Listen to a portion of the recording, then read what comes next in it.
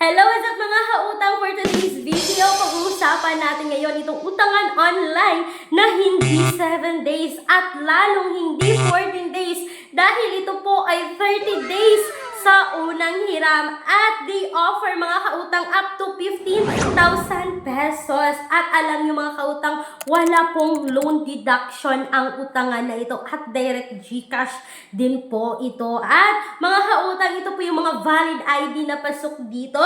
SSS, UMID, passport, driver's license at postal ID. At sa video na ito mga kautang, pag-uusapan natin kung magkano nga ba ang interest ng utangan na ito.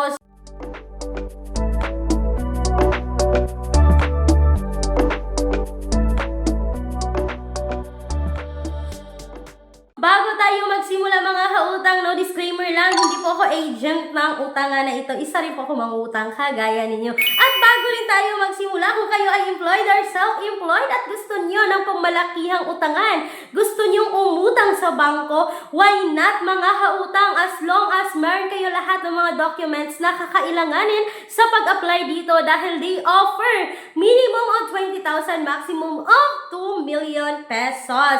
Para sa karagdagang impormasyon mga kautang, please message nyo lang ako dito. So, hindi na natin to patatagalin pa, Alam ko mga kautang na marami na sa inyo ang nakapagsubok sa utangan na ito, So, ang ganda lang ng utangan na ito dahil apply kayo direct website dito. Hindi nyo na kailangan pang mag-install at mag-download sa Google Play Store. Kasi mga kautang, kapag tayo ay nag-install at nag-download sa Google Play Store, ay naa-access nila yung mga contact list natin, yung data privacy ng mga phone natin. Pero kapag direct website mga kautang ay hindi po ganyan. So, pag-uusapan natin ngayon si Finbro. May bagong update kasi dito kay Finbro mga kautang, At gusto ko lang siyang i-review ulit dahil alam ko na marami pa sa inyo dyan ang hindi nakapagsubok dito kay Finbro. So, alamin natin kung magkano yung interest ngayon ni Finbro. So, pagbungad pa lang ay 0% for the first loan. So, ito yung sabi mga kautang na 0%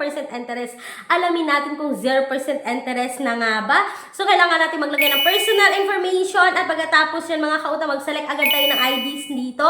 Yung mga valid ID, uulitin ko, SSS, UMID, passport, driver's license at postal ID. At pagkatapos mga kautang, si Finbro ay nanghihingi lamang ng isang contact person o napakalaking tulong kasi isang contact person lang yung hinihingi. Kung i-compare natin sa other online loan app mga kautang na naghihingi ng tag 5 contact person, ng 3 contact person.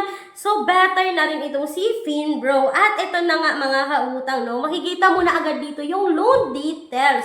Ang offer sa akin mga kautang, 1,000 hanggang 15,000 pesos up to 30 days. Yes, legit na 30 days ang Finbro. So, makikita mo dito mga kautang, yung loan amount is 1,000. Next payment date ko dito is July 17 kasi June 17 pa ako nag-apply dito. Yung interest dito mga kautang is 60 pesos. Yung processing fee is 90 pesos. Yung borrower's advantage package mga kautang is 481 pesos. Mga kautang, ano nga ba itong ang kanilang borrower's advantage package? So, kung makikita nyo sa baba mga kautang is naka-check yan.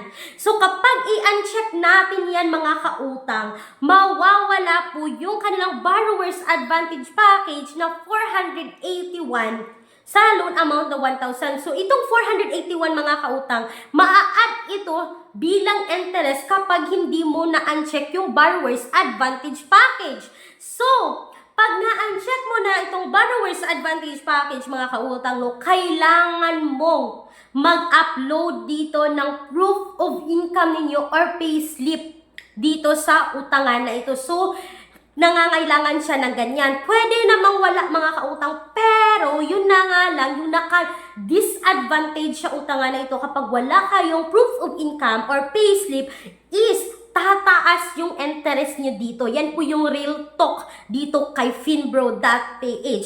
So, sa 3,000 naman mga kautang, yung kanyang borrower's advantage package is 1,230. So, akalain ninyo, yung 1,230, madadagdag yan sa interest ninyo kapag wala kayong proof of income or payslip. So, itong Finbro mga kautang, recommended to para sa akin kapag kayo ay employed. nagtatrabaho, meron kayong proof of income na mai-upload dito para ma-check ninyo ang inyong borrower's advantage package dito. So, kapag 6,000 naman mga kautang, yung loan amount dito is 6,000 talaga buo mong makukuha. Yung interest niya is 350, processing fee is 540. Yung borrower's advantage package niya is 2,460. So, talagang napakalaki ng borrower's advantage package. At ito pa mga kautang, ang nakapaganda dito kay Finbro, no, kailangan nyo talagang mag-upload ng payslip or proof of income ninyo kasi the more na mataas yung chance na ma-approve kayo dito pag meron kayong ganyan. So, eto na mga kautang, no, pagkatapos mo dyan mag-select ng amount ninyo is kailangan nyo maglagay dito ng isang contact person at pagkatapos your address mga kautang, then maglagay kayo ng bank account ninyo or pwede rin i-wallet yung pipiliin ninyo. So, yun lang po mga kautang, no? Kasi merong mga naghahanap ng mga utangan na tag 30 days. Ito po ay talagang para sa inyo mga kautang.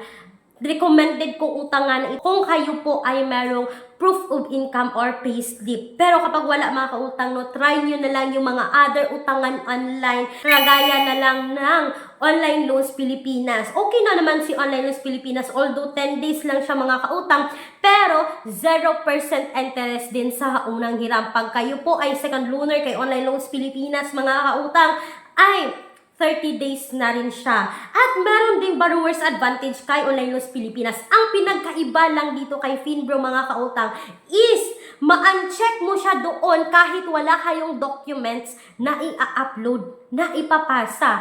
Unlike dito kay Finbro mga kautang, no, na kailangan yung mag-upload dito ng documents na payslip or proof of income. So, para sa akin mga kautang, no, yun po yung aking quick review ngayon kay Finbro, no, na tumaas na yung credit limit up to 15,000. Okay na yan mga kautang. At alam nyo mga kautang, marami na mga borrowers dito, yung mga second loaner, third loaner na nakapag-loan pa ng mas mataas dito kapag kayo ay good payer dito kay Finbro. So, pag-isipan nating mabuti mga kautang, no, kapag tayo ay umuutang sa mga utangan online. So, para sa akin, recommended si Finbro kapag kayo ay employed. Pero kapag hindi kayo employed mga kautang, wala kayong payslip, wala kayong proof of income, ay huwag nyo lang subukan. Kasi ang daming na-approve dito mga kautang na kahit walang payslip, kahit walang proof of income, ay na-approve dito. Pero yun na lang, tataas yung interest dahil sa borrower's advantage package. Kulang ang budget. Ang mahal ng mga bilihin. No problem. May solusyon tayo. Gamit ang isang valid ID, makakautang ka na sa loob ng 10 minutes o mas mabilis pa. Mag-apply ng loan kahit anong oras. Kahit gabi o kahit weekends or holiday. Maaaring i-check ang pinned comment sa video na ito, bisitahin ang link at mag-apply na. So that's all for today's video. Yan yung quick review ko dito kay Finbro mga kautang, no. Nasa sa inyong mga kamay ang desisyon sa pag-utang. So hindi ko sinasabi na subukan ninyo, pero kung gusto niyo subukan, kung kayo ay employed, ilalagay ko yung mga alternatives online loan app na mga link sa description box at sa pen comment section ng video na ito. Once again, this is Clarice, ang inyong number 1 palautang dahil utang is life. Bye bye bye mga kautang. Thank you, thank you.